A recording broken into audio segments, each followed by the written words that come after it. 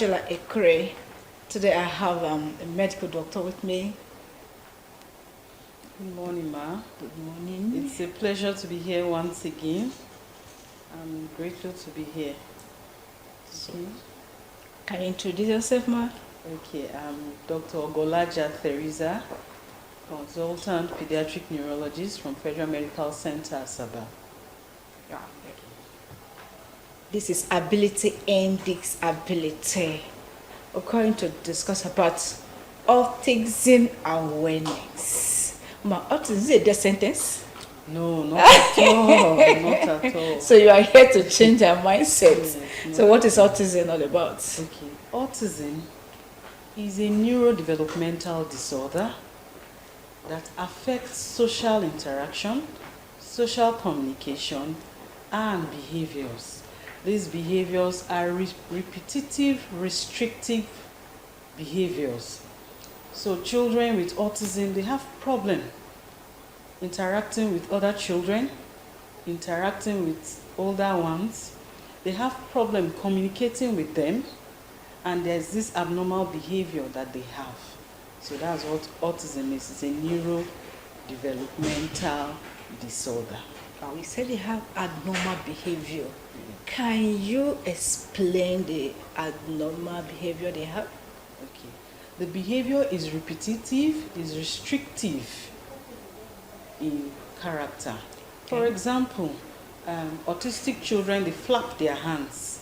They flap their hands. There's this movement of their hands, flapping of the hands. They can spin.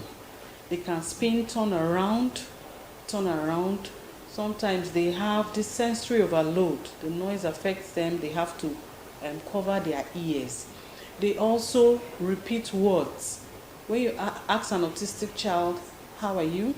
instead of answering, the child repeats the question you have asked, called echolalia. So these are some of the behaviors autistic children have. Wow. Can you tell the types of autism? Okay, autism is a spectrum. Okay. Autism is a spectrum. It means that it can vary from one child to the other.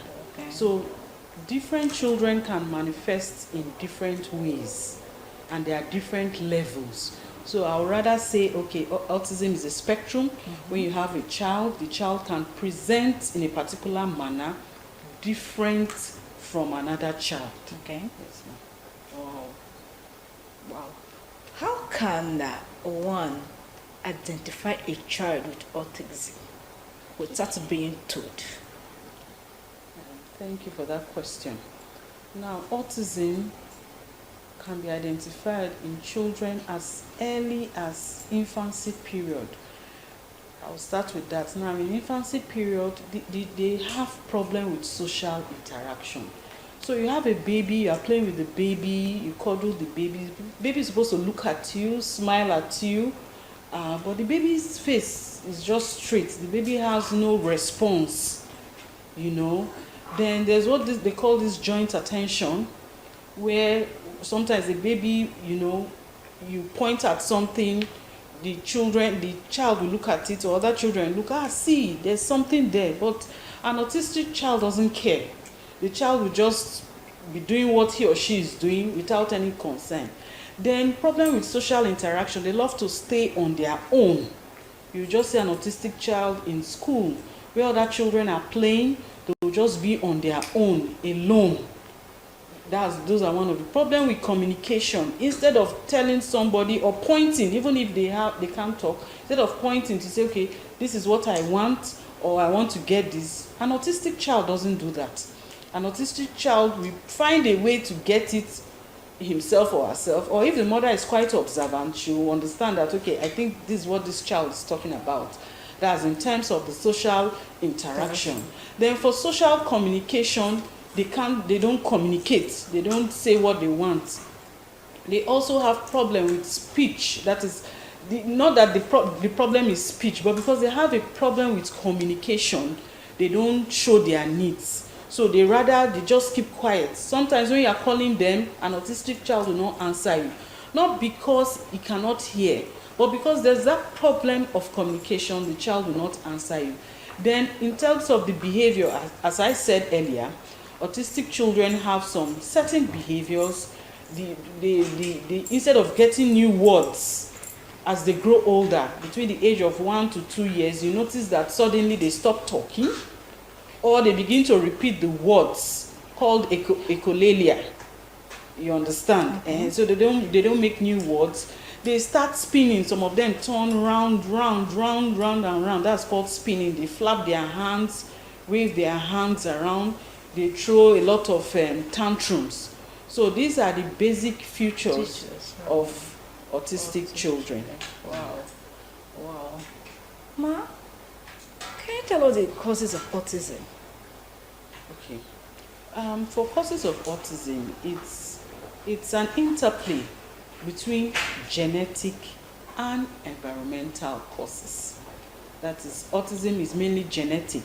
It's in their gene. It can be inherited, can be transferred from parent to the other, or it can just start with that child as a result of mutation.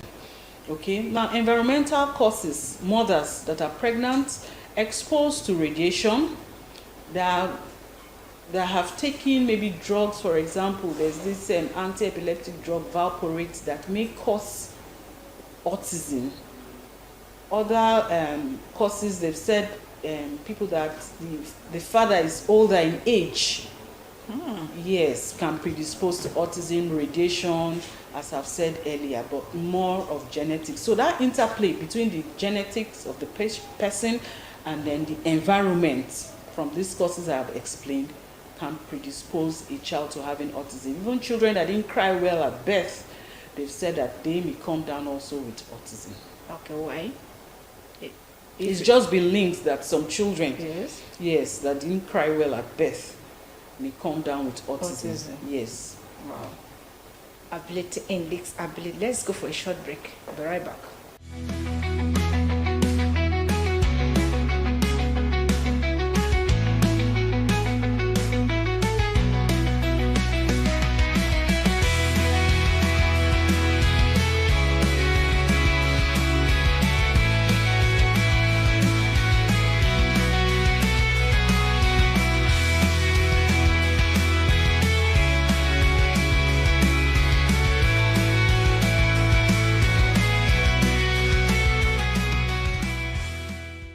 Welcome back. If you're just joining us, disability and disability, here with me is Dr. Teresa from Federal Medical Center, Asaba. Emma, we're talking about autism awareness. So you have told us the cause of autism, the features of autism. How can these autistic children be taken care of? Thank you very much for that question. And that's what autism is all about. The first thing in the management of autism is early recognition of signs and symptoms and early diagnosis. That is, seeing a child in time with all these features and bringing the child to the hospital pediatric neurologist where the child is diagnosed as having autism, so that early intervention can be done in that child. And that early intervention involves a multidisciplinary management. What that means is that you need the pediatricians, pediatric neurologists, the behavioral therapists, top on the list, the speech therapists, psychologists, occupational therapists. All these people will come together and help the child to be able to thrive well in the society. And that is why we have come about this autism awareness. This year's theme is how you show up for them. There are many autistic children. How do we help them? How do we show up for them? How do we take care of them? If a teacher is aware, for example, that a child has autism, how do you help that child? You know, autistic children, they like a particular play.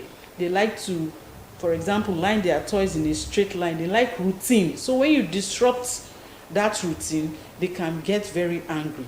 So as a teacher, when you notice some of these signs and symptoms in a child, you will help the child. If the child is interested in dinosaur, you can use dinosaur to teach, so that, you know, you help that child, and that child now becomes interested in classroom. So how we show up for them this theme, this year's theme 2026. So that's how the management of autism is. It's multidisciplinary, but early diagnosis is very important so that the intervention will help well. Wow. You know, there's a saying, charity begins at home. Talk about the teacher had the chance to show up. How can the parents show up at home without being trained, educated about the kind of child they have? Okay, that's very good. The parents and the teachers will work hand in hand. As a parent, for example, you're supposed to know what autism is about, read about autism, the causes, read about the signs and symptoms of autism, like I earlier said. And then, if, for example, your child has any of these symptoms, you carry to the pediatric neurologist who will diagnose your child as having autism. Then, haven't been diagnosed, they will teach you, they will tell you what to do to your child, how you can help your child. You must have understood that your child likes one particular food or a particular plate or a particular, thing that they like. So you don't disrupt that routine for them because you've understood it that way. You have watched your child, you'll be able to communicate this to the teacher. I think Jason or Tunde loves yellow color.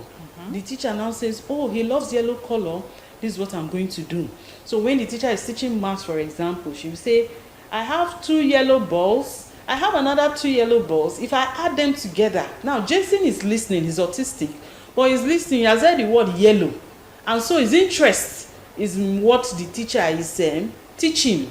And that is how his curiosity will increase. He loves dinosaurs, for example. So today we are going to be talking of animals, dinosaurs. Jason, can you tell us about dinosaur? He feels included. Wow. That's it. And so the parents will interact with the teacher. What she observes at home, how they can help Jason. And the teacher too will also have some of her observations and tell the parents, and that's how they will help the child. Wow. So you're telling us that a particular color can attract the child's attention.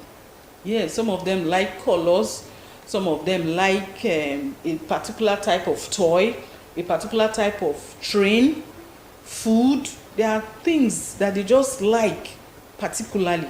And so when they love those things, they will be attached to those things. So when you watch the child and you notice that the child loves either of these items, you can find a way to use it to teach that child. You understand? To make the child, feel included and enlightened. Wow. Now we're talking about inclusion. How do you want the society to show up for autistic children around them? Okay, thank you, ma'am. Right now, one of the things the society can do, which is what I'm also trying to do, is the first and foremost is awareness, autism awareness. And so the society should be aware of autistic children, the way they can present their clinical features all over, so that when you see an autistic child, you are not shocked, or you don't say this child is misbehaving. Let's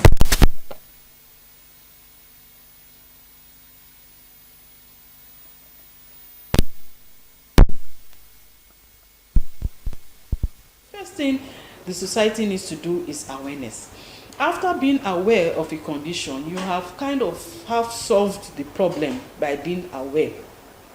So the society is aware that a child is autistic, and then you help them in this regard. For example, schools will be involved in having a special education plan for these children. You understand? How they can include them and teach them in such a way that they can understand. That's one way the society can help them. There should also be special places for children that are autistic. Autism has different levels.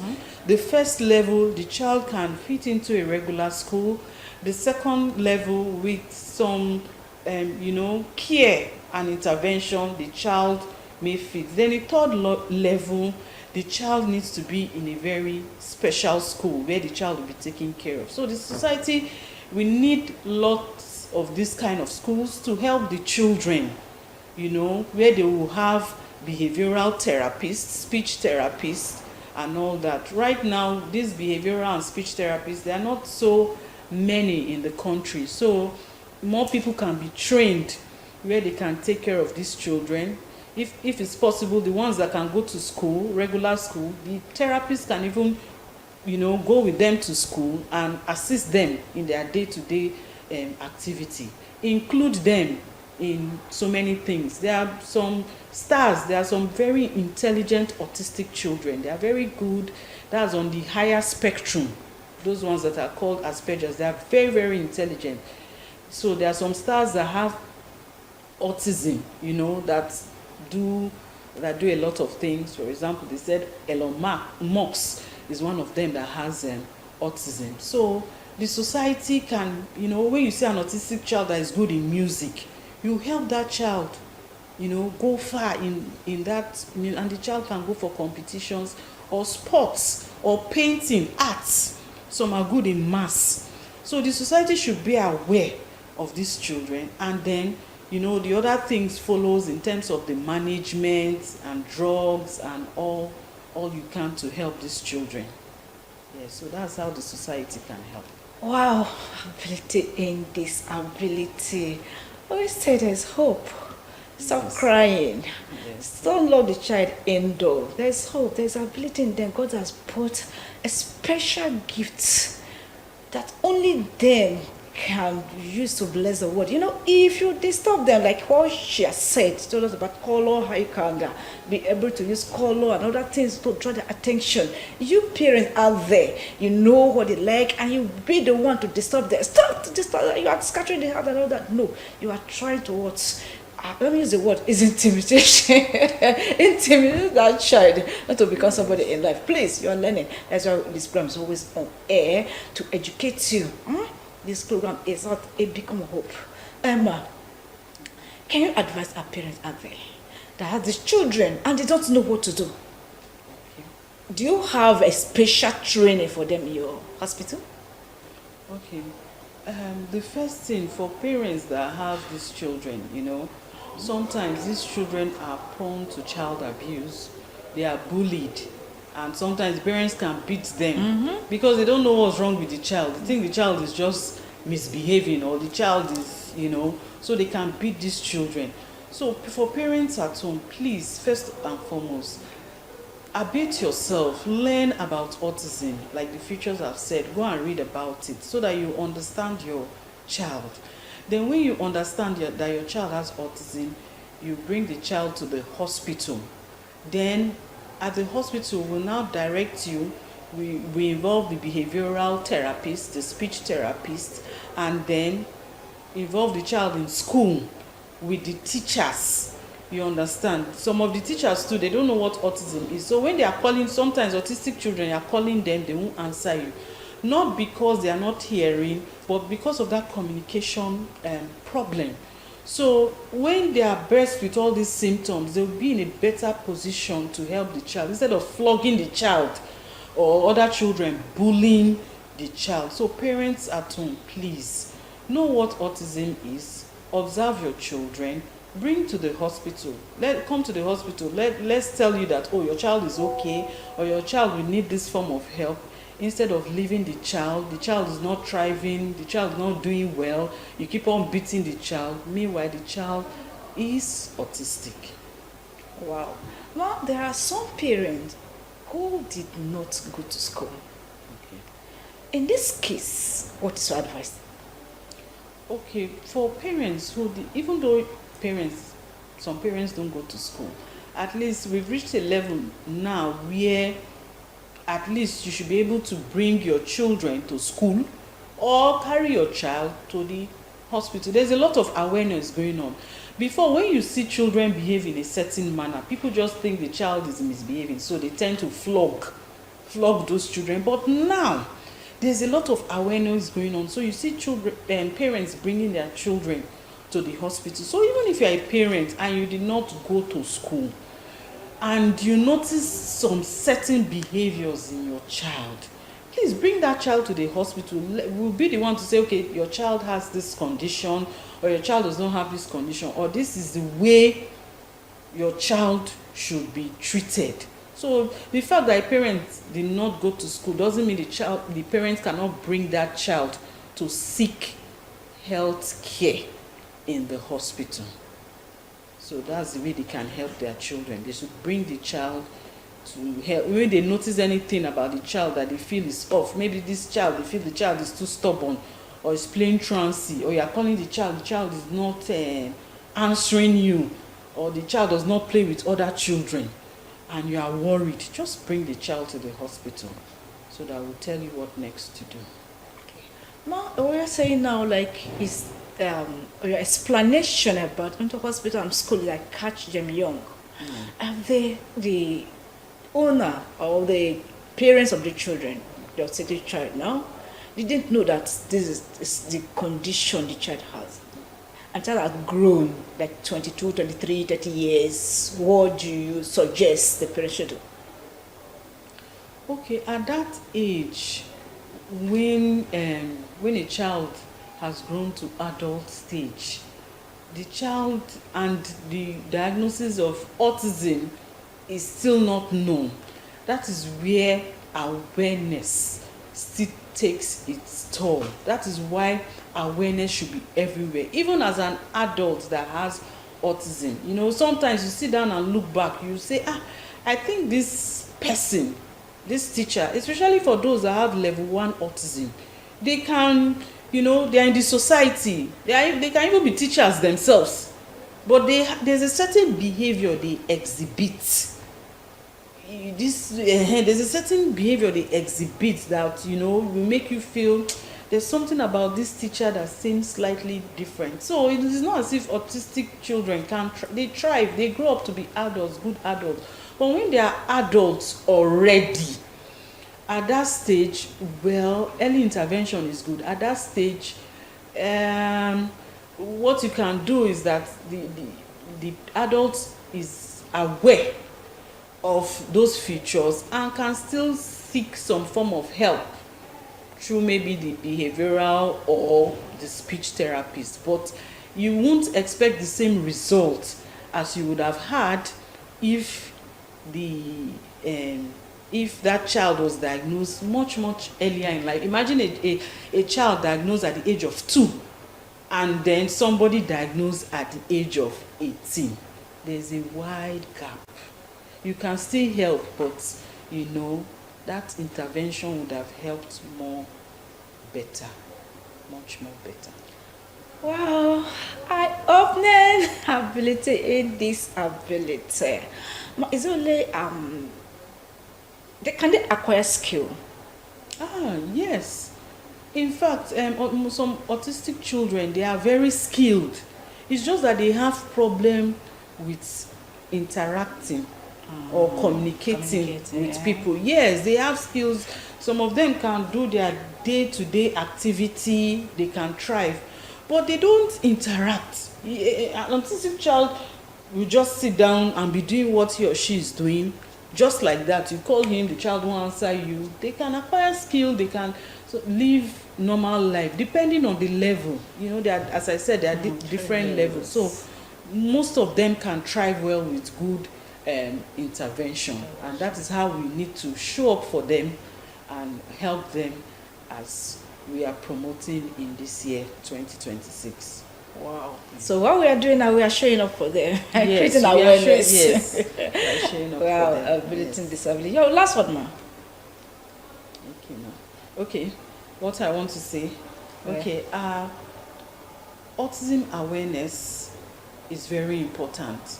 Like, look on my shirt, it says accept, understand and love. Love these children. You need to understand what autism is, create awareness, share awareness. Teachers, parents, they are getting aware of autism. A problem that is known is half solved, and then let us show up for every autistic child. Whatever problems they have, be there for them.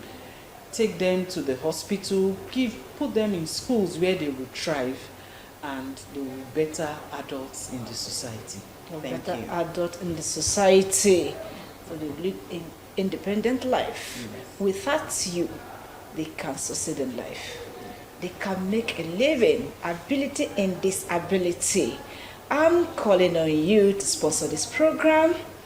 You want to sponsor this program? Just come to DBS, also Angela Ikure, see me sponsor this program, because we want to create more awareness. We want everybody to know about autistic child, even other disabilities. Now, thank you for coming for this program today. Thank you very much. It's a pleasure to be here again. Yeah, it's a pleasure having you by my side, talking to my Dr. Tessie. God bless you, ma. You know, those now watching us say, I learned one of the things. I'll go and tell my sister out there that didn't watch this program today. Thank you. God bless you. Everybody that made this program successful. Remember, I'm Angela Ekure.